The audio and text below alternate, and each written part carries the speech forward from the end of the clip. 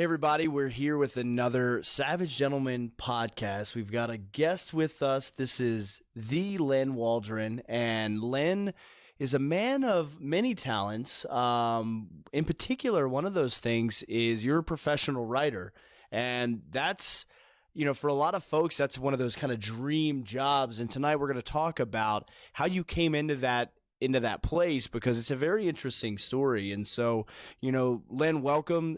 Thanks. You're a very savage gentleman, and we're gonna get into that. You're a guy who is worked in some cool places. Obviously, you're high intellect, very gentlemanly, but you do some savage stuff, man. So let's jump right in there and tell us a little about yourself, and let's explore this and how you got to where you are today. Yeah, thanks. I'm glad to be here. I hope I can think of some good things to say. So it's okay. We can edit. Right. We've got our rare breed to help. Yes. Lubricate it down the line here. So we'll with that. So writing. So I've been at it about 20 years, or been paid about 20 years. Is that to all? do it. Right. So the first. But the first story that I had, and this is, I guess, by way of sort of my story and my background, was the first publication was definitely an outdoor hunting story. So the vast majority of my stories have been in magazine print media. Mm-hmm. So I'm not a novelist. I'm not a journalist in the sense that I worked for a newspaper in that sense, right? But you've been publishing some pretty, well-known magazines. It's not like you're just writing for some little local. No, yeah, and that certainly, Guns and Ammo, probably the biggest circulation amongst them. Recoil, Off Grid, now, which Ballistic. Mm-hmm. A lot of the specialized, combat handguns and tactical knives, and certainly, actually, fly fishing was the beginning. Oh, okay. Fly fishing, tying journal, quite a bit. Started in a newspaper, the Winston-Salem Journal in North Carolina.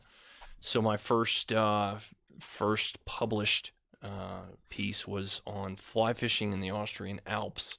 Oh, so it was. I didn't even know you could fly fish. I didn't either. I was there in business school, and a friend of mine, Ron Rimmer, and I, who actually taught me to fly fish in a more cold water stream manner, and I hatched a plan to boondoggle our way into another 5 to 7 days. I think we spent in Austria, and we took a train from Vienna and went to this random place, and it took me months to find a place that had it, and they had these fantastic streams in this location that this family had owned for about 600 years. Wow. From the original building, and in fact, they bought the stream rights from Franz Joseph when he was trying to finance a war. So it was a really special place. Yeah. Right? Now, hang on a second. How did you go from writing in this small little newspaper to getting sent to the Austrian Alps to write? Yeah. I mean, that seems like a pretty big leap. It is a big leap. Well, that was the story for the newspaper. So let me back up. So the first piece that I wrote was on a quail hunt. It was shooting my first quail. And I have to give credit to one of my junior high teachers, and because and I think that's an important point. Did you use MLA format? Is that why? No, I used I did not. In fact, in point of fact, it was quite the opposite. She used the shit talking method of motivating me to write a story,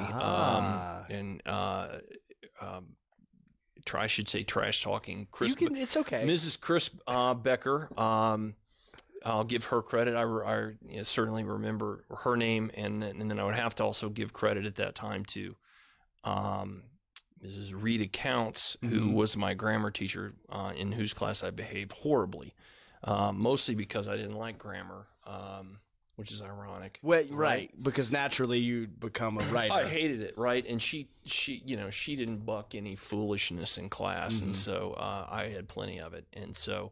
But Ms. Becker had my number, and she said, Len, you talk about these turkey hunts and fishing trips that you go on. I don't think you could write about one, though. and so I was, that's the oldest trick in the book, man. And I was an easy mark. Yeah, too, right? how did you not see that coming? I was in 8th grade, and I didn't. But she said it in front of some other people that maybe some girls that I was trying to impress. And so it was on, right? Yeah. It was on, and I wrote it, and I think she submitted it. I don't know that I submitted it, and I'm not sure that I was aware that she was submitting it. I don't remember. I think she may have done that kind of on her own, on my behalf. And it won this university writing award for like short fiction or something. Oh, man. And so that was the first one, right, in 8th grade. And it was about hunting and a dog that I helped raise from a puppy. And so it was very meaningful to me. And so that was the very beginning.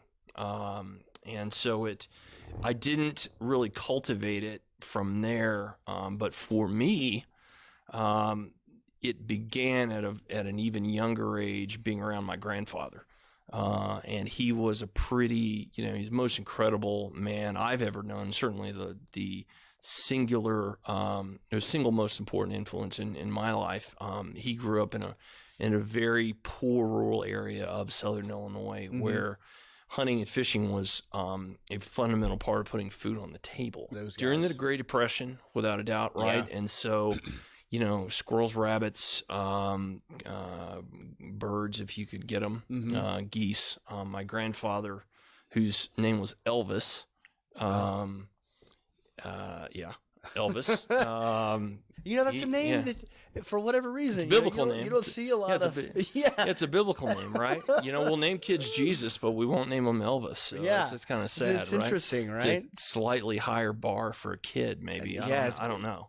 Oh man, that's a whole nother topic. It is a whole nother topic in our society. But anyway, his name was Elvis, and he was a market hunter, which meant he would go out and hunt game and then sell them to people in town, and that's now not part of the North American conservation model, where we don't do that, right? But which is different from Europe, where you can do that. But he did that, and that's how they got by. And he also worked in a coal mine. That is my great grandfather. And so, I mean, he was in every sense of the term a man. I mean, and that's something that we try to. You might notice that we kind of have this like vintagey, turn of the century kind of old school feel, and for me it's those type of guys that I really look up to, that I want to harken back to and kind of revitalize, because I think somehow we're missing out on that, and I'm digressing here a little bit, but just bringing up your grandfather and talking about that kind of individual. It's like, man, as a dad, as a father, as a just a man in general, that's the kind of dude I want to be. Yeah, the single greatest gift I received was the first 18 years of my life with him. He passed right before I started college. So he is my namesake. Our middle name is different. My first name is Leonard. So I am also Leonard. But it was really interesting. I have two grandfathers. One was a highly decorated bombardier in World War II, and did all these amazing things, survived incredible. It was amazing. I'm still sitting here, right? So he did a lot more of the, amazing, heroic things that he would consider, hey, I was just trying not to get killed by the Japanese. Best way to stay alive was to kill them before they killed me. Sure. And he was like, I didn't die, so I got a lot of medals, right? And that was kind of his equation, the way he looked at it. Right. But my grandfather, Leonard V, was kind of more, hey, I'm going to go do my duty, but this war stuff is horrible, right? But I'll go and do it because I have to, right? And he did, and he served in both theaters in World War II, and always wanted to go to college, did not get to do so, had younger siblings to take care of, and really taught me what it meant. I think the biggest lesson from him was to do rather than to say. I learned more from him in watching his daily habits, in how he handled himself, how he treated other people, both men and women, children and adults, friends, or unfamiliar people, not enemies. I don't think the guy had any enemies, none that I was aware of.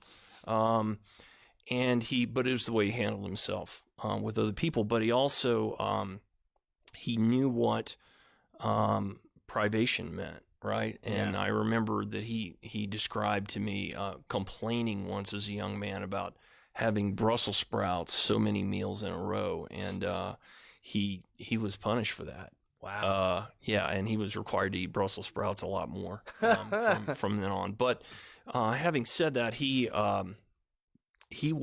life was, and this is a book that that your followers should read. If they haven't, the book Where the Red Fern Grows, about one of my favorites as a kid. That was his life. I mean, he had coon dogs, and he lived in a poor place, and saved his money, and he eat the ketchup out of packets rather than throw them away. He just never wasted anything.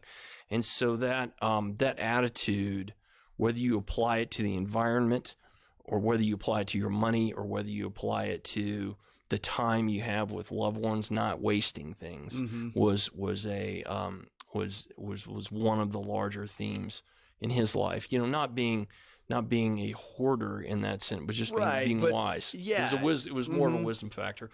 So a lot of the times, the lessons that I learned from him was probably part of him being a great communicator. Was he knew I would always listen to some hunting or fishing story because I was into that. Yeah. Right. And so he would teach me through. He would weave the lessons into the stories. Right. That's clever. Right. Yeah. And so I learned about so many aspects of life and being a man, what that meant. He didn't always get it right. He got sideways in the doghouse with my grandmother from time to time. So. But she forgave him. Right, because his heart was in the right place. But they were minor things, right? Like reorganizing her cupboard at one time. Ooh, when he retired. Man. Yeah, it was a big mistake. I was there, and we got told him that. Yeah, we got kicked out. Yeah, we got kicked out of the house, which I thought was awesome because we went fishing that day. But I was like, "Great, hey, Grandpa, do that again, man." I was like, "Do it next weekend." I was like, "You're in the doghouse." He's like, "Yes, I am." But it'll be okay. We'll still get fed tonight, right? so she forgave him, but the stories that he told were so vivid. About the dogs, or about the place, or about the guns, or about the knives, and he would tell me the techniques that he used for, whether it was in barrel nets and catching fish, or hogging, and or what they call noodling, grabbing fish underwater, that he did, and how you prepared different fish, and the way he learned to sell as a in the grocery business, because some ladies wanted the fish completely cleaned and he'd charge one price for that, and some wanted it just the guts out, and they would do the rest because it was cheaper. You're getting like business lessons, but in the way of this really for a young boy, talking about cleaning fish and hunting and in a manner that I would pay attention. Right. Isn't that brilliant? Right. Yeah, because if you go, you go to get your MBA and they're talking about stock portfolios and your investment strategy and all this stuff.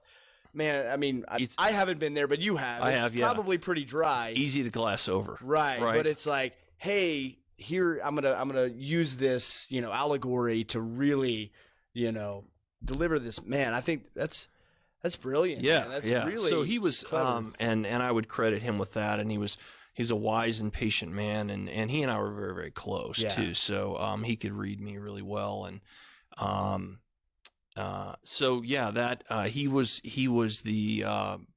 the beginning of it all, right? The ability to hear someone over and over take me as a young man and put me into a place where I was with him. I could close my eyes and see a coon dog in Southern Illinois, right? Or a bird dog wherever, or these. So that story crafting, that skill of like painting that picture, right? Because there's something, anybody can put words on a piece of paper, but does that mean something to the reader where they can actually, see it and hear it and feel it, right? And that's a gift, that's something that takes a long time. And he gave that to me. So of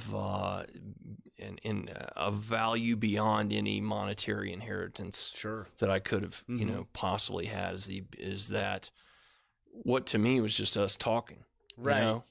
He was my best friend, and I think me adjusting in junior high, which we all probably why I was such a so ill behaved in those classes was, you're not a kid anymore, but you're not kind of a young man yet. You're just trying to figure kind it of in out. the middle. Yeah. And my best friends were 70-something-year-old men that had been in World War II and done various things. And so my perspective of what it meant to be a 14-year-old was really warped. Because my best friends were these older dudes that had seen it and done it and were real men, right? Yeah. And so, like, hey, you need to, wear a Poison T-shirt, and I'm like, the rock band. Well, I think they're great, right? Nothing against them. I'm like, I don't.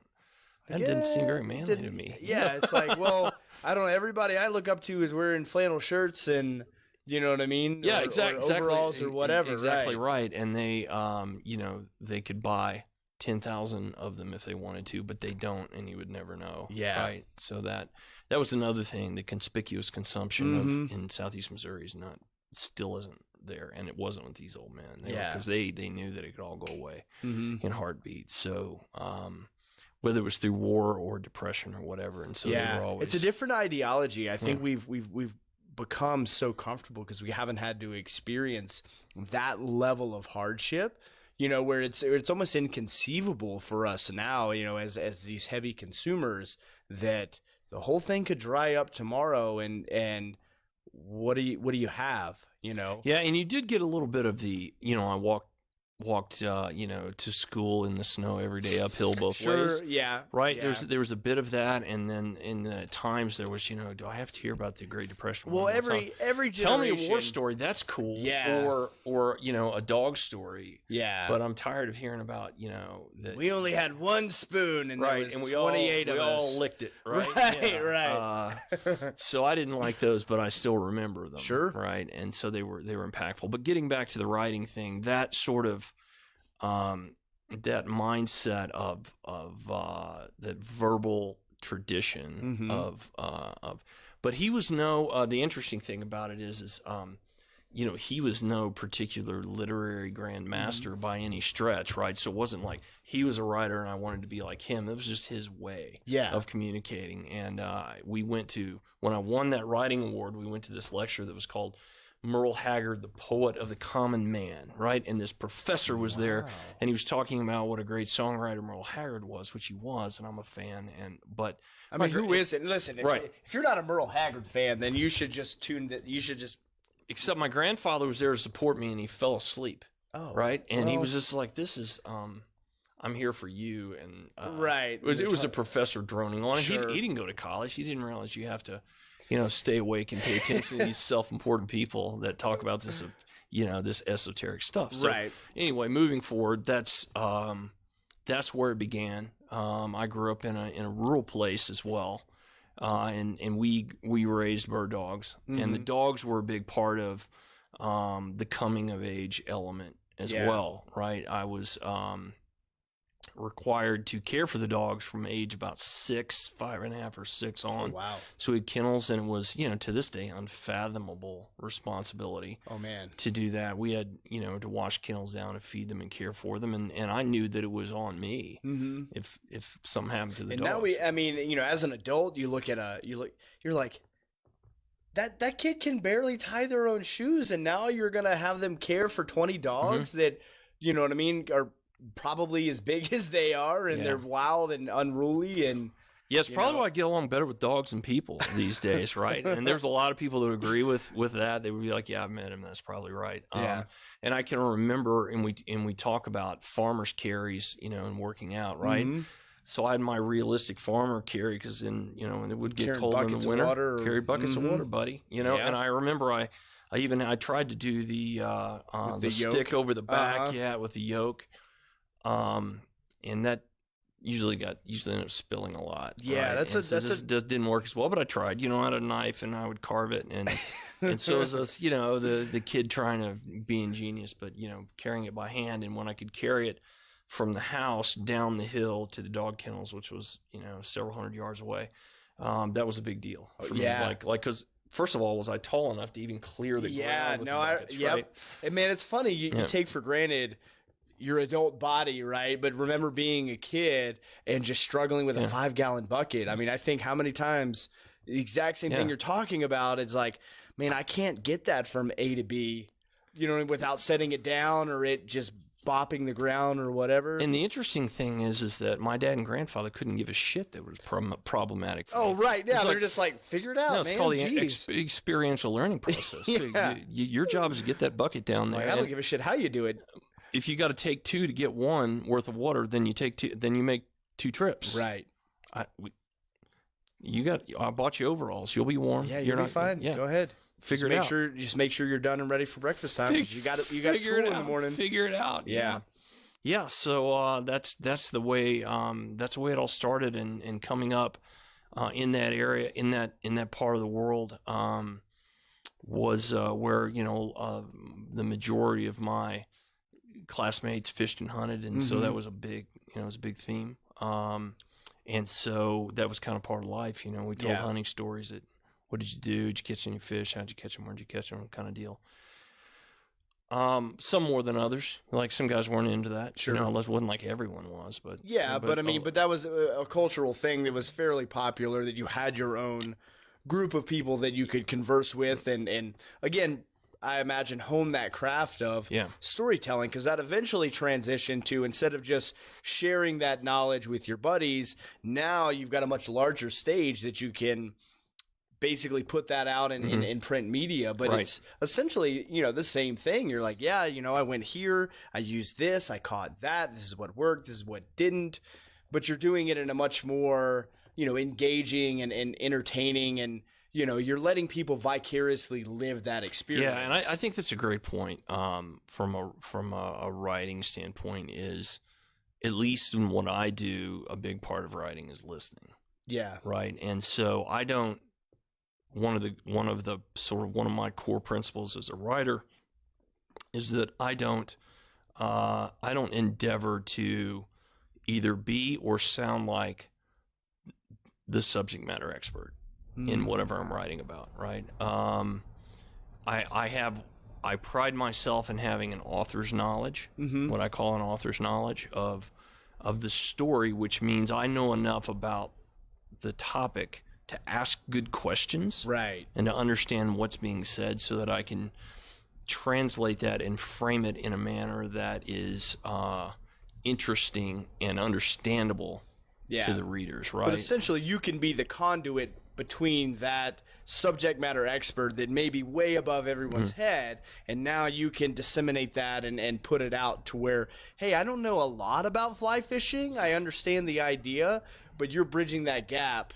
And that, and again, that's a craft in itself. Well, and that's the challenge, right? You've nailed it, right? Is it, can you write a story on fly fishing for someone who has no desire to fly fish, who's never been fly fishing, but make it interesting and engaging enough to where they're like, that sounds like an Austria. That place sounds really great. Well, exactly, right? And that's exactly what I was going to say. Is like, you might not care about fly fishing at all, but when you start seeing pictures and hear the description of what the Austrian Alps look like, you're like, I don't know if I can do fly fishing, but man, that would be an amazing place to go visit. And while I'm there, maybe I'll give this a shot. And that's something that I think is very important, that we have those people pushing that out there, because it's so easy for us to get sucked into this digital world that we forget that there's all this really cool stuff to actually get your hands on and experience it. Yeah, and let me clarify, there are a lot of writers that are subject matter experts, right, and pride themselves in being so, and are in point of fact. I think, for example, my friend Richard Mann is probably one of the best terminal ballistic experts in the U.S., right? He'd deny it, but he is, right? And he's written as a subject matter expert on that topic. I write more broadly. Yeah. Right. That's just my choice. Sure. That's just my preference. He's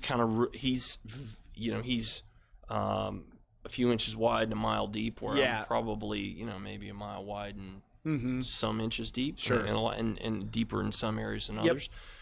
I tend to enjoy that more. It's very rare to have an outdoor writer. Although when I grew up, the writers they fished and hunted. They did everything. Yeah. Fished and hunted. Right. They knew knives. Right. They knew survival. They knew right? Because you might be out there and stuck, or your dog may be lost, or you may be, right, a variety of things might happen. So that was kind of part of it, right? You had to be able to do all those things, and to show up in a car and get out and walk out on some manicured lawn and fish was just not, Yeah, that didn't happen. Well, and that resonates way more for me. And that kind of, again, harkens back to this very rugged individual, right, that has this wide variety of things, and they're completely self-sustainable, right? It's like, I don't have just this narrow window of focus where I'm an expert in this field, but man, I am clueless about anything else. And you run into those people, and it's great when you want to learn more about that topic and you can pick their brain, but then you watch that individual for a few minutes and you're like, man, you're a barely functioning human being, because all of your brain space is only occupying this one, and that's, and that's fine. We need those people, but for me, I'd much rather be, the jack of all trades and have a good amount of knowledge in a wide variety of things instead of just this. The paradox of that is those people are a hell of a lot more fun to interview. Right. I mean, sure. so I, to an extent, now they're not all people are like that, right? There's some people that are absolute masters, that are good at a lot of things, right? But I can think of, I can name a few, an African PH named Robin Hurt that I have hunted with several times, and with Bob Dozier or Steve Johnson as a knife maker, or several fly fishermen that I've fished with that are just unconsciously good at what they do. Yeah. Right. And so you kind of want to really dig into it and see what makes them tick. Right. Oh, They're beyond an enthusiast. Yeah. Right. It's someone going to do the work of their soul. Yeah. When you're with them, and it immediately puts it on you to, as a writer, because really your moral obligation is to get that right. Yep. Right. And there's some times where I haven't gotten it right, or I haven't felt like I communicated. I feel like most of the time I get it, but sometimes you're not quite doing it justice. And a lot of it's emotional maturity. A lot of it's where your head is. A lot of it is at the time, at the moment, what's going on in your life. That definitely affects things. Your ability to listen and sort of pick up on the nuances. Yeah. Well, are tough. Right? Yeah, and actually brings up a great point, talking about kind of your pathway to getting to where you are now, because you didn't just start off writing for these big, high speed, well-known magazines. I mean, you actually had a career in the finance industry. Yeah, and I still do. And I think that's an important piece of respect to give to the people that are actual full-time writers that feed their families with it. There's not many of them. I mean, it's a tough gig. And I am not one of them. I've tried. Right. And I've failed a couple times, right?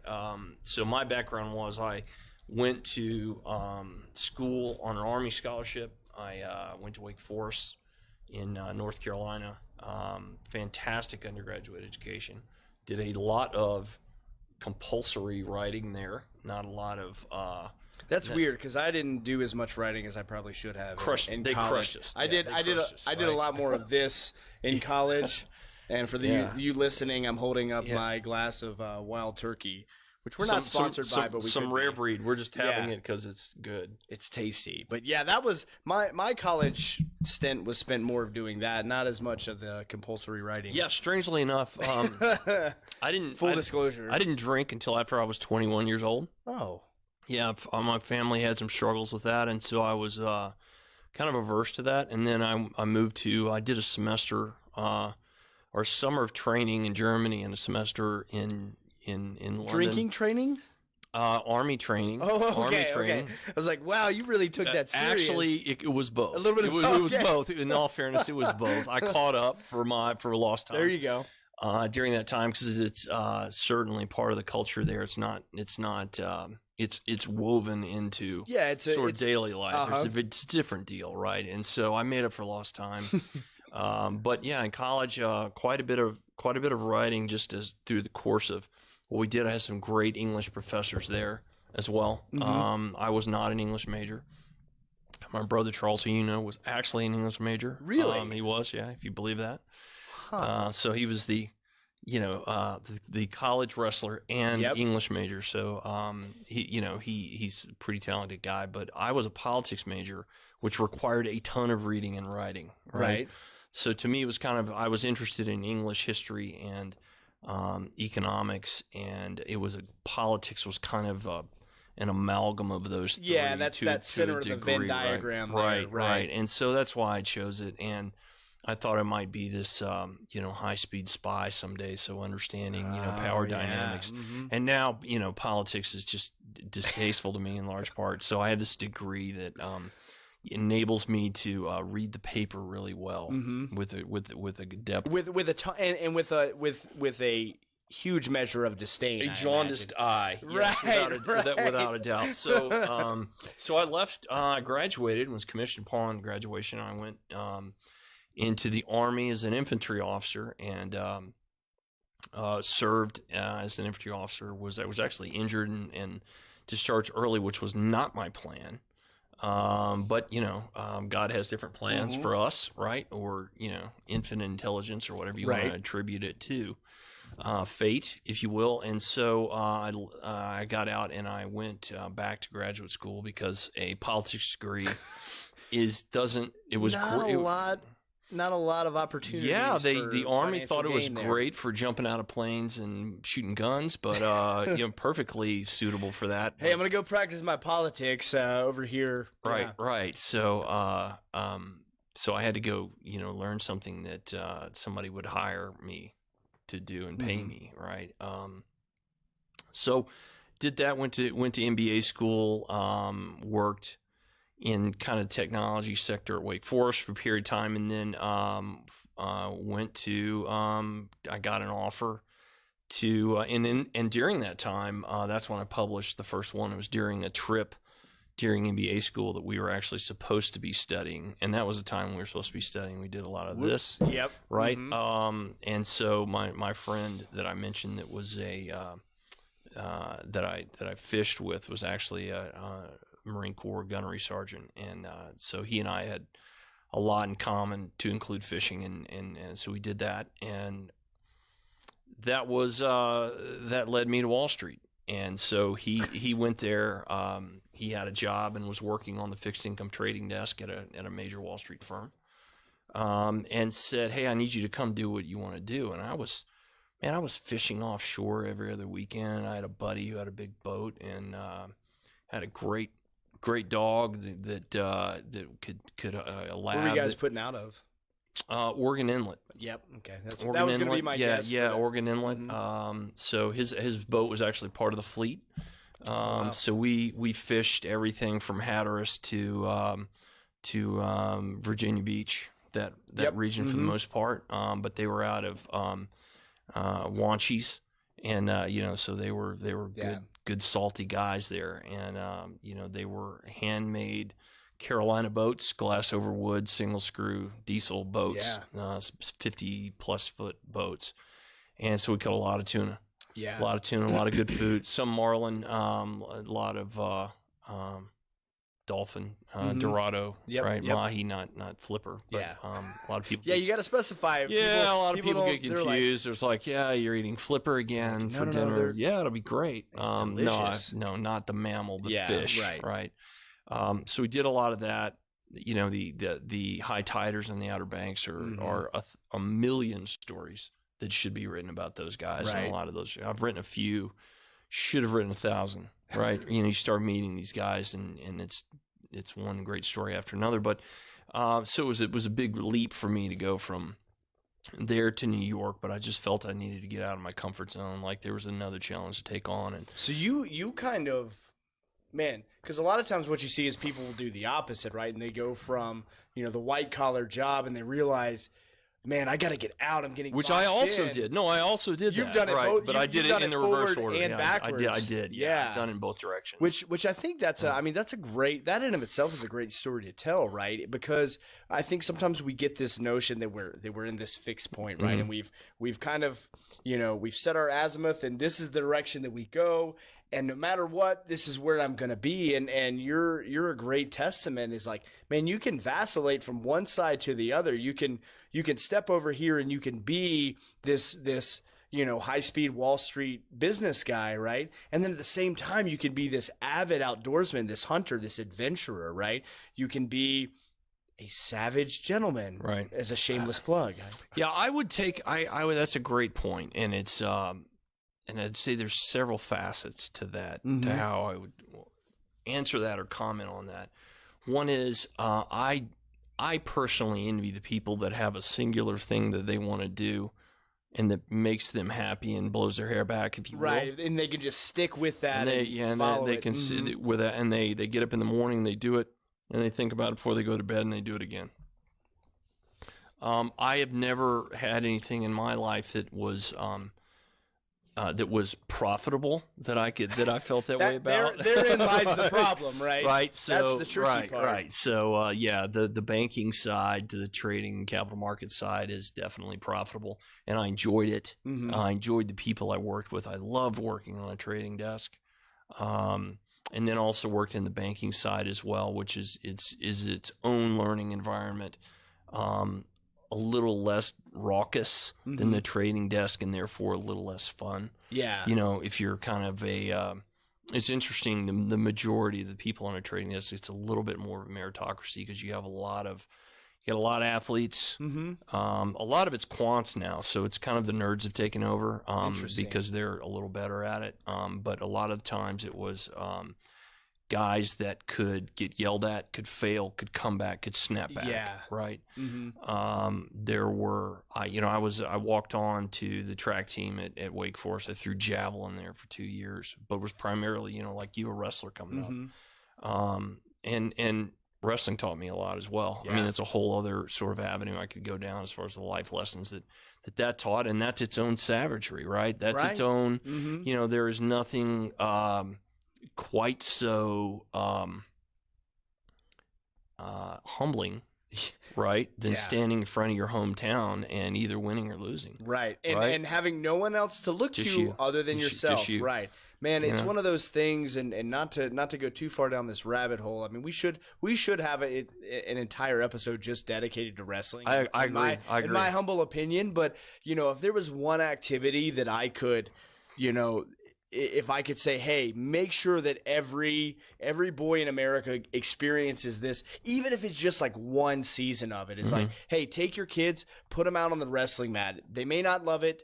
It may not be their thing, but just give them a full season and figure that out.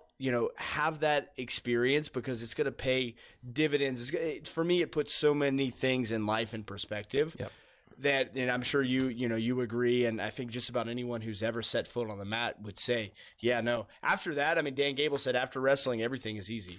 Well, I think I would expand on that because, Dan Gable said, wrestling is life, right? Well, to him, and I would say that he was right, but he was right for reasons that he doesn't understand, right? And having read multiple books about Dan, and I remember that I had planned to send him, I had won a tournament, and I was going to write him a letter on the bracket and mail it to Iowa. Right. Wow. And say, I'm coming to your school. Right. So I'm a huge Wow, Dan Gable fan. That's a bold statement. As a 14-year-old, that's where my head was. I was like, man. Dan, I'm coming. Here's my address. Send me a sweatshirt. Right. I want to be Hawkeye. Right. Because in Missouri, that was, we were very much a Midwestern sort of hard-nosed style wrestling. Yeah. And at least our coaches tried to make us that way. Most of us were. But Dan only wrestled, right? And then he coached. Yeah. I would submit to you that he was right, but that the lessons that you learn as a wrestler of humility, of preparation, of training, of all of those things, standing alone and putting your foot on the line. And one of my favorite photos is from a hometown newspaper, and it's black and white, and it's me pinning this guy, and people say to me, "Oh wow, this guy looks, his head's blue," because I had him in a front headlock, and the ref's on the other side. He can't see this guy's head's here, and it's purple against my leg, right? And I'm like, "Wow, you're really whipping that guy's ass." And I said, "Is that why you have it here?" I said, "No, it's because look at I can tell you the name of every person in the crowd. and this was my Sunday school teacher, and here's my granddad, and Oh, here's the wow. girl I wanted to date but couldn't, and here's the girl that I could date and didn't want to, right? But they're all there, Yeah. right? And so to win or lose in that environment, when it's all up to you, it's not, hey, he didn't block for me, Right. or the pass you was can't late. pass that buck, man. It's No, man. No, it's there, and you've been there, right? And so it's a fundamentally critical part of my upbringing, and I can recall times when I went to college, and then when I was on Wall Street, that it was like, I'm a fucking Jackson wrestler, Yeah. right? You know, and I can do You this. had to dig deep. You know, and I was you referenced that. yeah. It was like look, you know, you guys, I've made it in a place where you guys couldn't handle it. So Yeah. maybe you're smarter than me, maybe you went to better schools than me, but I'm going to outgrind you. Yep. In general, right? Yeah. And there were still some people that had so much more talent than me that Sure, but they there's won, something- but kept me in the game. But right? there's something to, you know, having that grit and knowing you have that grit, and the only way you can do that is test it. You know, you can't just fabricate that in your mind and say, "Oh no, I'm super tough," but you've never gone out and proven it to yourself, because when push comes to shove, you're not going to believe that, you know, unless you can recall a specific instance where you were getting your ass kicked and you were able to push through that and come out on the other Well, side. I would even say that even if you're no good as a wrestler, Doesn't matter. It doesn't matter. Yeah. In my opinion, it doesn't matter. You could be the worst wrestler on the team.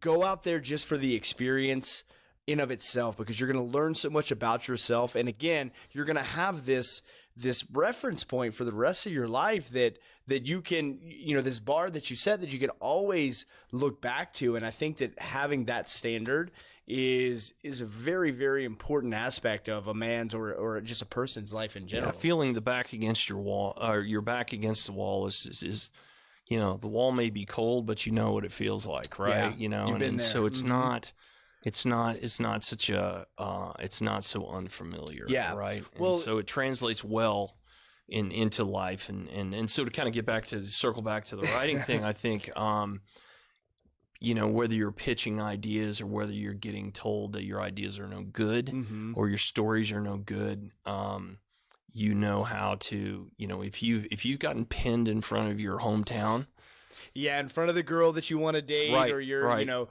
your girlfriend's parents, or whatever that is, or man. everybody, and or everybody there is everybody, all eyes on you. everybody, right? You know, I used to joke, and it's still very much this way, that my hometown was a lot like, our wrestling program was a lot like the Hoosiers movie, Uh-huh. where, you know, you'd have the line of cars and they'd be going, and we had, you know, hardcore parents whose sons had graduated years ago, And but they still show up. still come, Yep. man. They still came. And so, you know, to lose in front of them was, man, that was a big deal. Yeah. Right. And you talk about, you know, it's trite to say it takes a village, but in a small town, you've got like, man, everybody, I know the name of everybody in the crowd. Yeah, right? and so or and most so. most of them anyway. Yeah, well, right? and you know, this guy, you know, 2-time state champion, his dad comes up and he gives you this little nugget or whatever. He's like, hey, you know, get him next time. That little thing, that means a lot. Oh, hell yeah, it You know does. what I mean? Yeah. When you're a young, impressionable, you know, man, and these guys can come in and influence you and give you that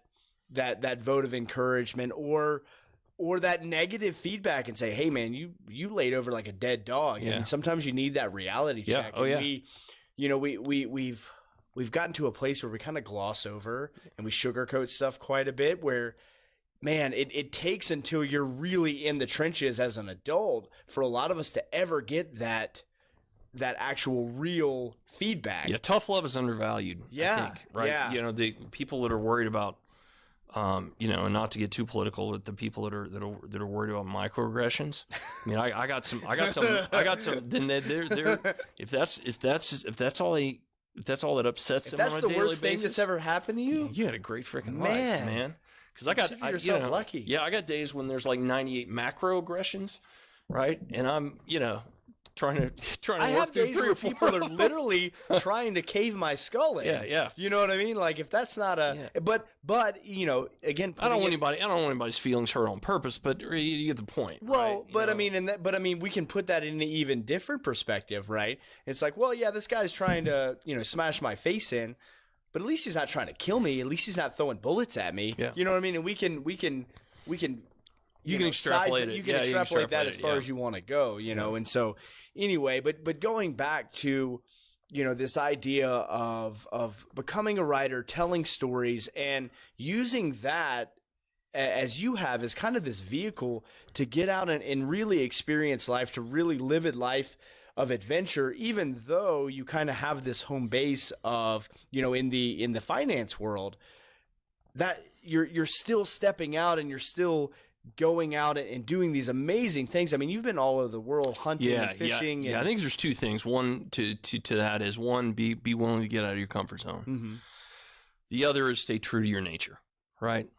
Those are the two. While you are stepping out of your comfort zone, stay true to your nature and doing it, because you can get lost, mm-hmm. right? And Wall Street's a great place to get. New York City's a great place to get lost for a while. That's a place for crazy people. It's easily done, and you can get around people that are some of the most intelligent people I've ever been around are there. But so the places that I've been, that writing has taken me. Mm-hmm. Been to Africa 4 times, which is not a ton compared to some outdoor writers. But for me, I'd go back again tomorrow. And Africa is a huge continent, right? I'm talking about southern Africa, places where sustainable hunting goes on, right? Yeah. Okay. I've been to South America, Europe, all over the United States, Canada, and U.S. I've met people that have lived in the places that I've visited, whether it's Newfoundland, where the guy's gotten off the island twice in 70 years. Wow. And that makes for an interesting person, good or bad. Yeah. Right. That's unlike any person you'll meet anywhere mm-hmm. else. Right. Or you meet an African tracker who knows more about game and what they're going to do than you'll ever learn. Yeah. Right. And so here's kind of a good savage gentleman story. So I was in Africa, and I was on a ranch. I was writing a story for a magazine, and so I was pumped because it was my first trip to Africa, right? And I'm thinking about my grandfather the whole time. I was like, he never got to do this, mm-hmm. right? I think he went through North Africa during World War II, but he wasn't there on safari. Yeah, it wasn't. Right? It wasn't for pleasure. That was strictly business. Different kind of safari. Yeah. Right. The bullet's a two-way safari, right? And so, the guy came over to me and he said, we were talking about these trackers because the day before, these guys, this one guy had. And he was one of the black guys, right? Typically, they were PHs, and they're of all races, but they're largely white guys. And the trackers are the black Africans. And they, I said, that guy saw stuff that I had binos, 10 power mm-hmm. Zeiss binos, right? Really nice, expensive ones, and he's seeing stuff with his naked eye that I can't see with the binos. Wow, literally. Like something had to move for me to see it. He could see it when it was still, right? And I asked the guy about it. I was like, what is it? What's the deal here? And he said, and he pointed to this black lady, and he said, I fed from her breast. I was born here. I'm the 7th generation to live on this land, right? I called her, the black woman, mother before I called my mother, a white woman, a mother. But that guy will know more about nature than I ever will. He said, I'm as African as he is. I've fed from a black woman's breast, mm-hmm. and he still has something that I don't. Interesting. Right? So it was a really, to me as a writer, that's like a punch in the forehead. Yeah. You're like, holy man, you got to talk more about that, right? And he's just like, look, man, he said, for all of our Western education, we've lost some stuff that they carry around that they have and they're mm-hmm. tuned into. And so that's one of the challenges of being a writer is to humble yourself enough to be aware enough to pay attention, mm-hmm. right? And then to tune into that. And then hopefully you can publish that kind of thing, right? Yeah. Well, as we progress through life and we start to get good at things, we kind of develop this ego, right? That we know a lot more than we actually do, and I think that can often get in the way of learning new skills or accepting new facts because, well, I know this truth, right? Because I've been hunting for my entire life, so I know that this is the absolute, fact of hunting. And so when something contradicts that, we typically are averse to that ideology. And so to take a step back and be able to say, well, maybe I don't know as much as I thought I did. Maybe there's something else here. And then the next step to explore that. I mean, I think that is a hallmark of a very evolved individual, where you can, you can recognize, okay, maybe I was wrong about this. And then pursue that to find out more information, right? Sometimes we just create that barrier where we don't want to receive any more information.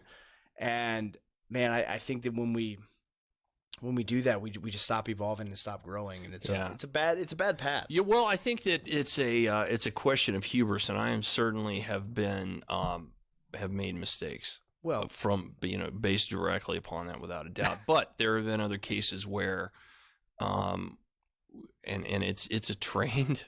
You have to work at it, right, to back yourself off and do that. As a writer, there are times, and kind of to circle back on, how do you get assignments to do that? How do you get, Yeah, because we may have some people that are sitting there and they're like, man, I would love to be able to travel the world and go do these things, but I don't have the financial ability to do that. Or B, like, man, I really want to be a writer. This is a career path that I want to pursue. But as you said, I mean, that's a tough. Yeah, so you want to talk about that a little bit? How that works? I think for both, right? So I mean, how you have used writing to, go on these grand adventures that that very few people have been able to do, and then also how you've been able to work your way up as a writer in general to actually make it somewhat lucrative and a successful endeavor. So I think you have to understand who you're writing for, right? And you have to, not just your audience, which is ultimately the most important. That's to whom you owe your duty as a writer, right? Your audience. But if it doesn't get published, right? The guy's cutting the checks. If it doesn't get published, nobody hears it. Right. So there's the Faustian bargain, right? Right. You give to get, right? And so there's a criticism, particularly in the firearms world, that gun writers never shoot a gun they don't like, right? In that all gun reviews are positive, right? There's never been a crappy gun ever made. I've had guns break that were brand new in Africa, which is a bit of a pickle, right?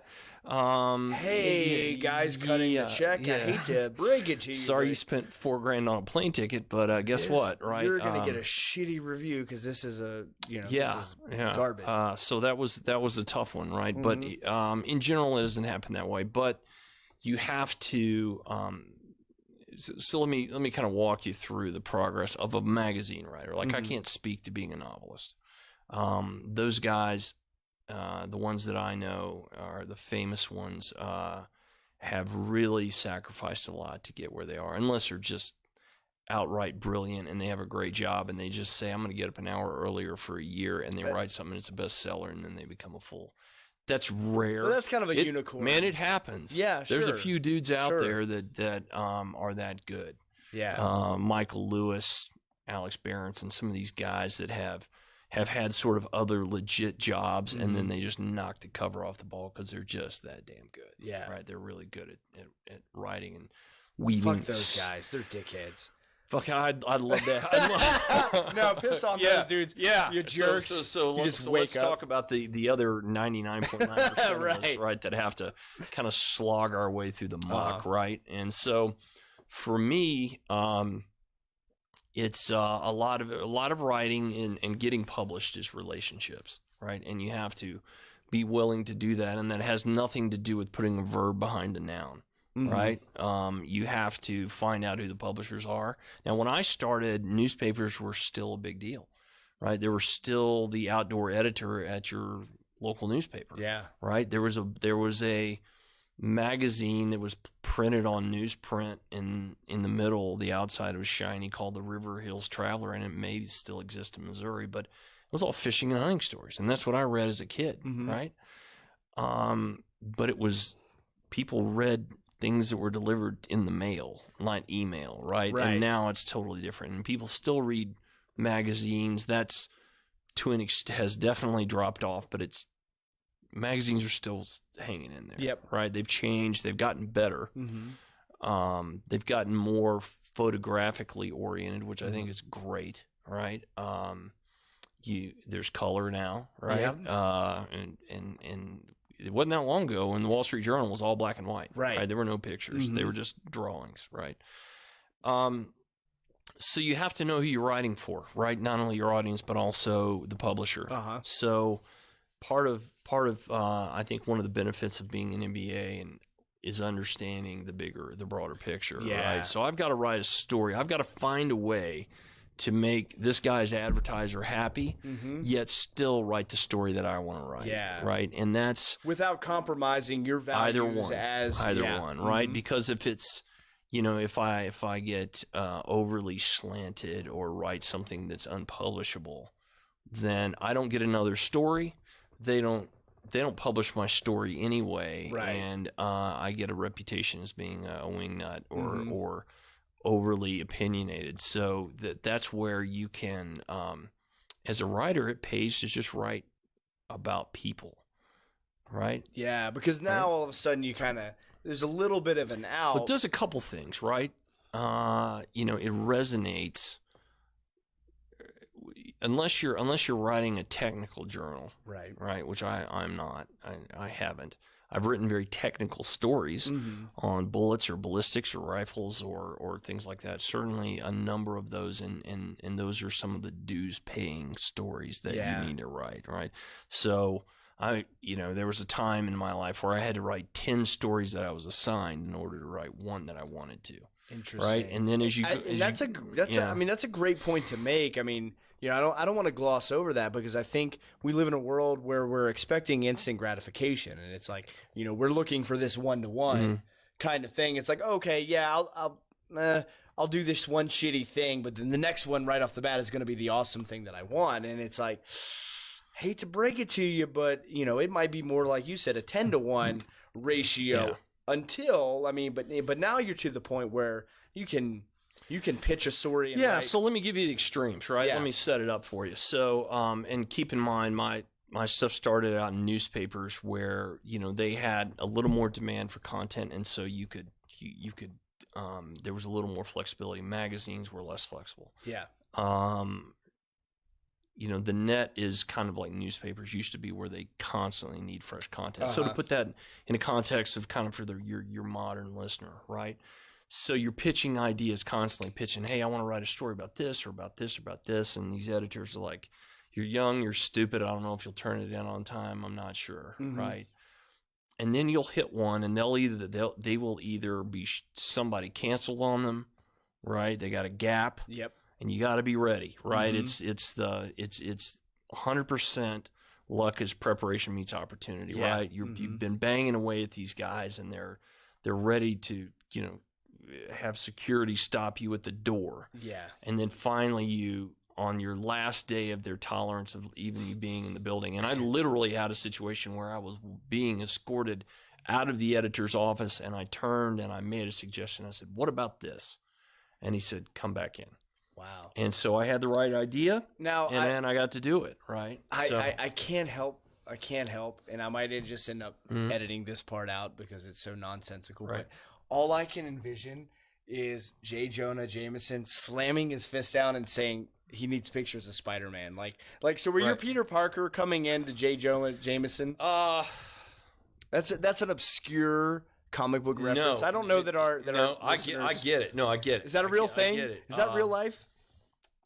In many cases, yes. Okay. So it was really interesting, but it was kind of the flip side of that, and it has an NBA twist to it, because the editor I was dealing with, this is at the Winston-Salem Journal, and this was for doing I went from the Outer Banks to Puget Sound and back, fly fishing across the country when I graduated from MBA school, right? And so it was 30 days of nothing but fly fishing, right? And fun, and it did a couple things. One, it was a really cool trip. Yeah. The other is it gave me an instant body of 30 stories that so I promised them a story in 1,000 words and 3 photos a day minimum, right? That's a lot to do. It's a lot to do. Yeah, dude, So that it's is a lot of a content. tremendous amount of work to put in perspective, I mean, that is rain days, travel days, right? There's a lot in there. It was a big bet, right? It was a tall order. And that's a bold, that's a bold move. Yeah, I grabbed him and went after it. Yeah, right. You did. That's shooting a takedown on a state champ when you're right. When you're down 15-1. It's like fuck it, I'm coming after you. Hey, what do I got to lose? Right. Nothing to lose. Right. That's exactly where my head was going. Where it's like, had you not gone through those other experiences, you probably wouldn't have the balls. To put yourself in that. I'm getting my ass beat, but it doesn't matter here. That's fine. I'm swinging as hard as I can, right? Oh, and so I'm sitting in this office, right, with this editor, and he's the business editor, and he basically was saying, look, 2 years ago we would have paid for all of this, but right now the economy's down. This is like 2001 when the .com bubble had burst. And he said, look, the money's down, subscribership is down. We've got, the web's eating into our this, that, and the other thing. And he said, we can't do it. Right. And then the actual editorial editor came in, and he was kind of a pompous jerk at the time, or at least impressed me as one, and was entirely unsupportive of me or my ideas. And, so they're basically walking me out of the room, right? And I stopped and I said, look, you told me that you want to increase your readership of 18 to 35-year-olds, right? And it's on the web. And they're like, yeah, what's your point? You need to leave. And I said, well, how about I give you the content for free, but I get to resell the ad space. Wow. For online, right? Mm-hmm. And I said, and then you get to elect to print on paper whatever the good stuff is. So you basically get 30 stories, 1,000-page or 1,000-word stories, and 3 photos per day that you can put online, and you can pump it all you want, right? I get the ad space because I've got to somehow pay for this. Sure. So I can now offer that free advertisement to those people. And then, so you get to pick through this and maybe print 1 out of 5 or 1 out of 7 or 1 out of 8 or whatever in your print newspaper, in your hallowed print paper. Yeah. And I'm pumping the right demographic through this adventure story that doesn't, it doesn't cost you any extra thing to print an extra web page. Right. And they looked at each other and they were like, done. Deal.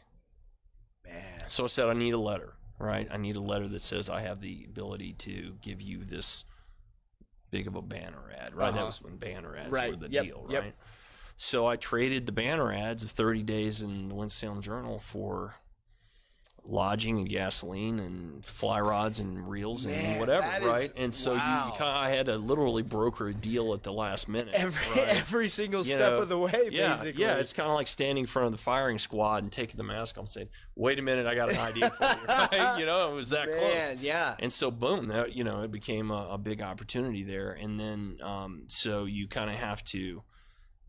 Then I spent another 5 years being told no.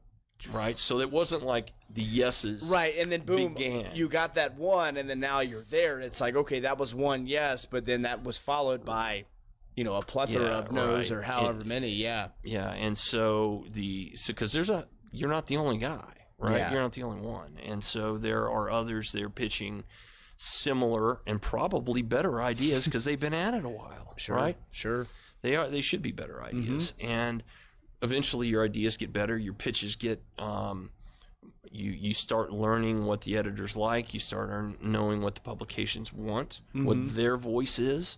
Can you write in that voice? Do you want to write in that voice? And you start customizing, giving the customer what he wants. In this case, the customer is the editor in the publication. And so that is what it's about. It's about reading your environment and reading the person and saying, hey, I think a story like this might work for your publication, and here's why.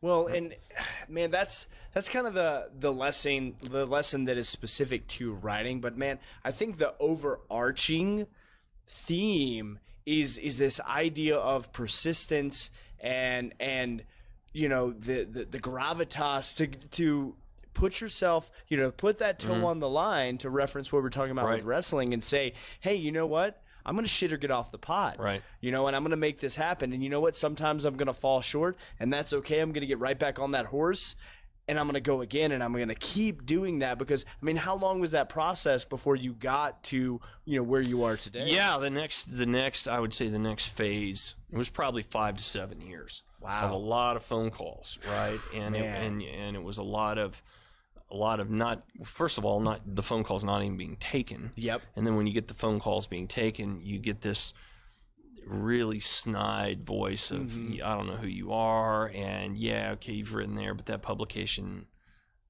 it isn't that big of a deal. Right. You're not that big of a deal, and it really pisses you off. Yeah. You're like, you're a lesser mortal, right? But you can't say that. You're like, and if I were in the room, probably a different story. I might hit you with a chair. Right. But over the phone, or online sending emails, it's a whole different ballgame. You got to play the long game, right? And so I think that is whether you are a writer or an artist or a businessman or a salesperson, no different. Right? Yeah, it's no different. And it's half and half. It's half that your pitch isn't good, and it's half no one knows who you are. Right. And so when your pitch gets better, and when you become better known, it's a force multiplier, right? Yeah. It exponentially changes, right? And so you start developing. So for me, fly fishing was my thing, right? And that's what I was writing about largely, was fishing. And though I loved hunting, I loved shooting, I loved knives and gear and survival and all the stuff that I did growing up and in scouting and whatever. Loved all those things, but the writing was mostly about fishing. And then I get a call from an editor who had changed jobs from a fishing magazine to a tactical shooting magazine, and he was like, "Hey, Len, you know anything about guns?" And I was like, "Well, I served as an Army infantry officer. Yeah, so I've shot everything in the inventory. I grew up hunting and fishing, so I say I'm qualified. Yeah, what do you have in mind?" And he's like, "Well, I need you to just go to this place and shoot this gun and tell us what you think." Like, okay, pretty straightforward. That sounds kind of cool. Yeah. Okay, I'll do that. Right.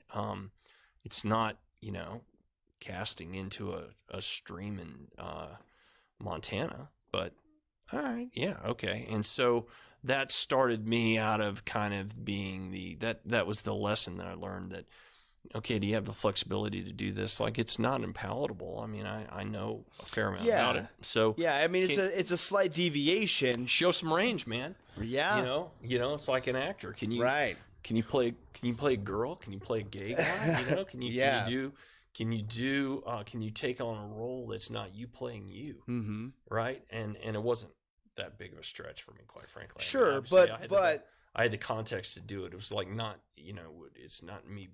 Wasn't a story about fashion design or something where it'd be utterly lost. Yeah, right.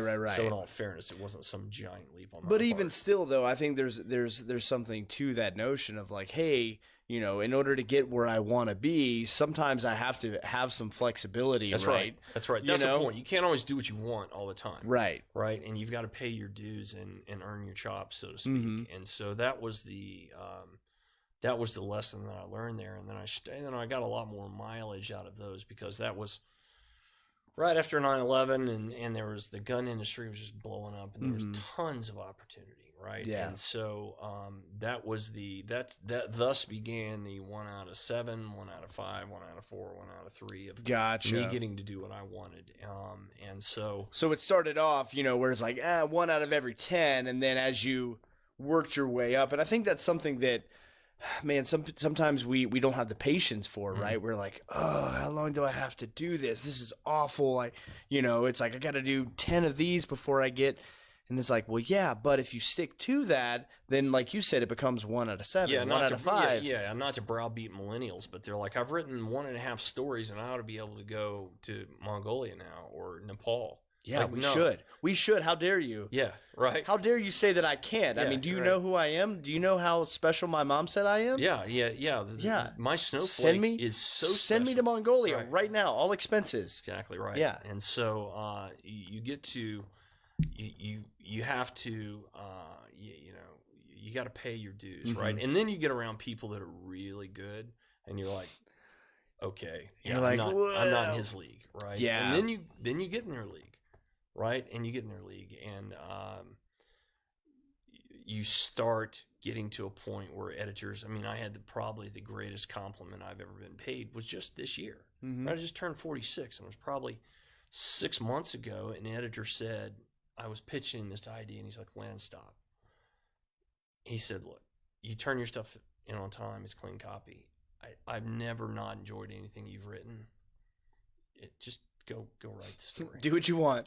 You know, and look, I'll work for less money to get to do that. Yeah. Right?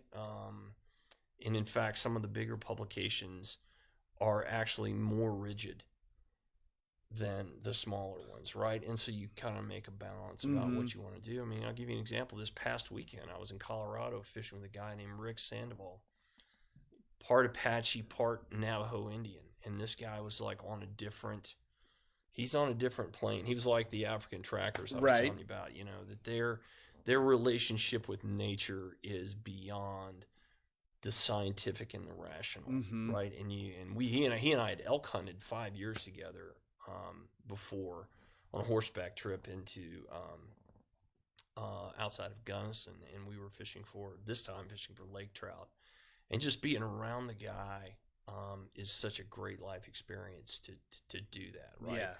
But the editor was like, look, if you've picked him, like you've never thrown skunks into our editorial house, right? Yeah. And that takes a long time. Just build up that trust and get to that level where they just, you know, they're like, implicitly, go ahead, do what you want to do. Yeah, and you don't, and the other lesson is don't ever throw skunks either, right? So it's probably a good lesson. That's part of it too, right? And that's more of being, that comes with seasoning. Right. You know, and it's just like wrestling or fighting, right? You learn. You and I have seen it as wrestlers, right? And probably you as a fighter as well. Those guys that seem to never waste any energy, and the guys that I love watching wrestling, whether it's you know, Kyle Dake or Jordan Burroughs. You look at him and you're like, they're never out of position. Yeah. They're never leaning too far one way or the other. They just don't. There's a reason they can go the whole time because they're never wasting any energy, right? And that so, was, you know. I was just going to say that was one of the best lessons that I'd ever learned in my fight career. It was something that I spoke to Jeremy Horn about, which he's the epitome of it. He is the epitome, right? And I asked him, I'm like, because he's not known for being the most in shape guy in the octagon. And he certainly doesn't look it. Right. But guess what? But you will never get that guy out of position. And I asked him, I'm like, Jeremy, you don't focus as much on your physical attributes and your training and your conditioning on that side. And not to say that he doesn't work hard, he certainly does, but you know, he's not of that caliber guy, right? You look at him and you're like, oh man, I want to be in shape like him. You're like, I mean, they call him Gumby. I asked him about diet once, and he said Mountain Dew and Lucky Charms. That's a true story. I've seen the way, and so anyway, so I asked him, I'm like, well, Jeremy, how do you not get tired? Because I've seen that guy train, you know, for 2 hours straight, just nonstop sparring and never even get out of breath against high level, you know, UFC caliber fighters. Like, and yet I think he would struggle to run, you know, to do a 5-mile run. I'm like, those things don't add up. And he's like, well, I never let them put me in a place that I don't want to be. And that just absolutely blew my mind. I'm like, wait, what do you mean? He's like, well, I don't get into a position where I have to fight so hard to get back that I exhaust myself. I never let someone make me exert more energy than I want to exert. And that to me was like this very like Matrix-esque. Never brings a knife to a gunfight. Right. And it's like, okay, so now what you're telling me is that your technique and your understanding of position, of the movements, of the fight game is so advanced that you're thinking far enough ahead that you're not getting backed into this corner where you have to exert yourself. And he's like, yeah, pretty much. And I'm like, oh my gosh, man. So that's what I would that's what I would encourage your listeners that are aspiring writers, right? Decide where you want to write. Is it a magazine? Is it a newspaper? Is it a blog? Is it books? Mm-hmm.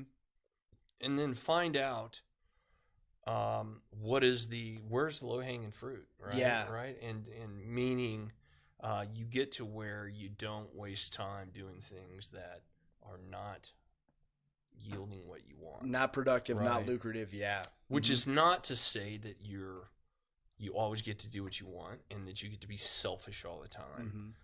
What it means is that in getting down that path to where you want to be, you don't chase flyers. You know a shiny object from something that's significant, Concrete. Yeah. or maybe it's a smaller piece of fruit that you enjoy more than a bigger piece of fruit. Yeah. Right? I mean, for me, that the story that I got to write on this guy this past week and the week before, I wrote on a fantastic woman named Camille Egdorf, who's a female fishing guide, and now does trips all over the world. They are being around them and getting to see that, to me, is more rewarding than the money that I'm being paid. Now I have a day job, so I don't have to. So it's not. So I'm allowed that indulgence, right? That's part of my equation, right? Yeah. I allow that. I can afford to do that because but I can't do it all the time, right? Yeah. I can't do that every day. I get to do it once a month. Sure. Right. But it's understanding it's understanding that wavelength, right? Where sometimes you're up here and you're doing this thing, and then sometimes the season in life changes, and now this is your circumstance, and understanding, hey, despite where I think I want to be, this is where I'm actually at, and this is what is appropriate for this time and place. And you circle back to an extraordinarily important point, which is throughout, hammer on your craft. If it's your true, and that's kind of what I'm saying, true to your nature. Yeah. Hammer on your craft no matter what you're doing. So I can remember times in my life where I couldn't write about the things I wanted to write about. So I focused on my emails at work. I focused on, when I was working in a technical job, being the best technical writer I could be. I focused on whether I was on a trading desk, every email that I wrote, was it crafted perfectly. Wow.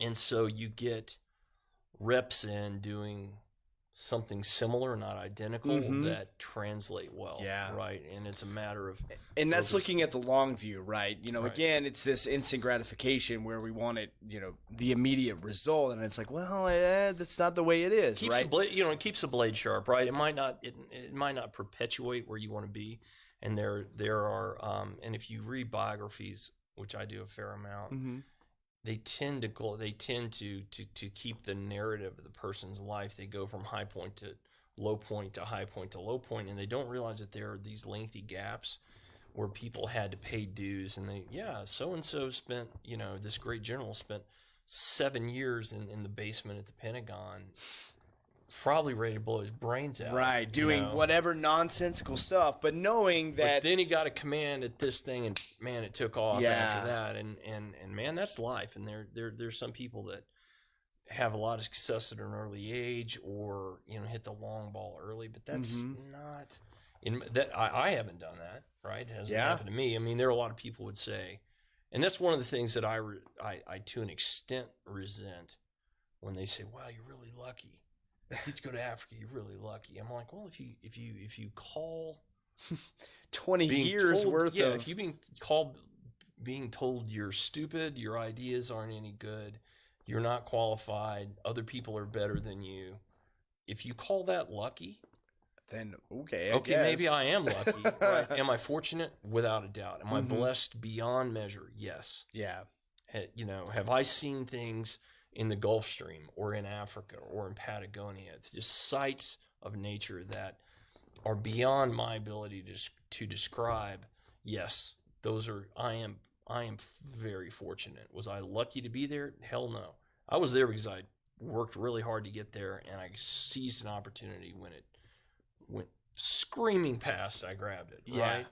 So it's not that I want to take credit for all of that good fortune, but it wasn't because I was just kind of standing there and somebody just you didn't wake up one day and just right. So I would encourage some measured patience on the part of people, anyone who aspires to do that even if you're writing for yourself, continue to bang out something.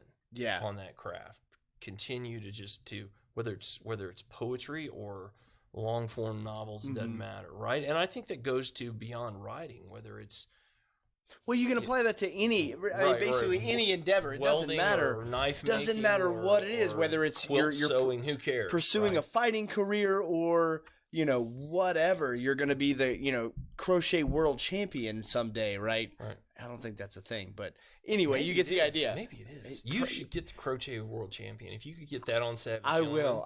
Yeah. We're gonna find that. I person. bet it's a guy who's like 6'2", 275, and he's fully sleeved in tats. Yes. Maybe not. Maybe not. Well, I want to meet that guy. Hey, if you're out there, crochet world champion, hit us up. We'll bring you on. We got. I will buy the. I will lay the marker down. I will buy the. What is this? It's the wild turkey. The rare breed. I'll buy the rare breed. I'll buy the rare breed when you interview the crochet world champion. Wow, man. Okay, well that's on the docket. So stay tuned for that. And well, he can talk about how many times he poked himself in the finger. Yeah. And the old ladies made fun of him because I'm sure that happened. Guaranteed. Yeah, guaranteed sure that happened. So he probably cried in the bathroom. Well, like we all have. Yeah. So Len, if people want to reach out to you, they want to find you, they want to see some of your work, they want to hire you, how can people get a hold of you? Great question. So Waldron Pond, it's a I see what you did there. a prideless homonym of Walden Pond, but it's Waldron, WALDRON, Pond POND.com. And then my Instagram is and Facebook is Waldron.pond. So check that out. Instagram is probably the best way. Is it? Okay. My website has some kind of longer term, more permanent stuff, but the new stuff like it looks fantastic, by the way. I think it's going through, man. It's coming together. It's just got a facelift. Yeah. So it's coming together. Good friend of mine's helping out, and he's got better sense for that kind of thing. So. Yeah, just to kind of, if you're interested in the writing life and what that means, and I'm in fact I'm having lunch on Friday with a guy I've never met who's like, hey, I read this story and I live near you, and would you talk to me about that's cool. writing? Because that was done for me. There were guys that pulled me aside. So now you're paying it forward. Yeah, he's like, hey, you're serious, avoid this, do this, don't do this. I heard you say this, and you may want to be real careful about saying that to this guy in the future. And I'm like, oh man, thanks. Right? People will let jackasses fail. Yeah. And enjoy the show. And they'll watch it burn. Right. Yeah. And then others, there are good people out there that will help you and mentor you and keep you out of trouble. So, I can't. Can only tell my story. I only know what I know based upon what I've experienced. But reach out, keep it in. Watch what I'm up to because there's some cool stuff. Yeah, cool stuff absolutely, coming. Super cool stuff. Yeah, I can't wait to see some of the adventures you were telling us about, man. It's gonna be awesome. So, man, really appreciate you coming on. I hope it's worthwhile. Oh man, it's fantastic. I mean, I think you brought up so many great points. And truth be told, man, I'd love to kind of run down some of these other rabbit holes and bring you back at some point. And love to. Thankfully you're in the building. You're just like two offices over. Not like, too far away, right? I was like, man, I have known you for this long, and I had no idea that I was just sitting on this gold mine of knowledge, just literally, 2 doors down, ripe for the picking. So, better late than never, I suppose. No, I appreciate it. Well, it's kind of nice that isn't so much on my sleeve that it's very internal. Yeah. Very cool. So. Well, everyone, thanks for tuning in. Check out Len. Len, thank you so much. My and we'll see you next time. All right.